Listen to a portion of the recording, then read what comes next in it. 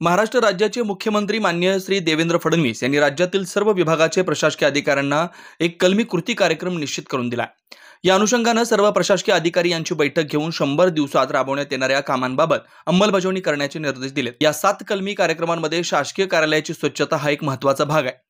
माननीय मुख्यमंत्र्यांनी दिल्यावरील निर्देशाच्या अनुषंगाने पोलीस अधीक्षक श्री संदीप घुगे यांच्या संकल्पनेतून काल सकाळी 7 ते 1 वाजताच्या दरम्यान सांगली जिल्ह्यातील सर्व उपविभागीय पोलीस अधिकारी कार्यालय, सर्व पोलीस ठाणे, पोलीस मुख्यालय व परिसर तसेच पोलीस अधीक्षक सांगली कार्यालय व अंतर्गत येणाऱ्या सर्व शाखांमध्ये संबंधित विभागाचे पोलीस अधिकारी व अंमलदार यांनी स्वतः श्रमदान करून सर्व कार्यालय व बाहेरील परिसर याची स्वच्छता केली।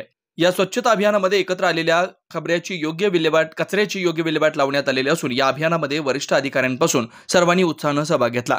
तसेच यापुढे देखील दर शनिवारी जिल्ह्यातील उपविभागीय पोलीस अधिकारी कार्यालय, सर्व पोलीस ठाणे, पोलीस मुख्यालय व परिसर तसेच पोलीस अधीक्षक सांगली कार्यालय अंतर्गत येणाऱ्या सर्व शाखांचे संबंधित प्रमुख अधिकारी व अंमलदार यांना श्रमदान करून कार्यालय व परिसर स्वच्छ करण्याबाबत पोलीस अधीक्षक संदीप घुगे यांनी निर्देशित केले।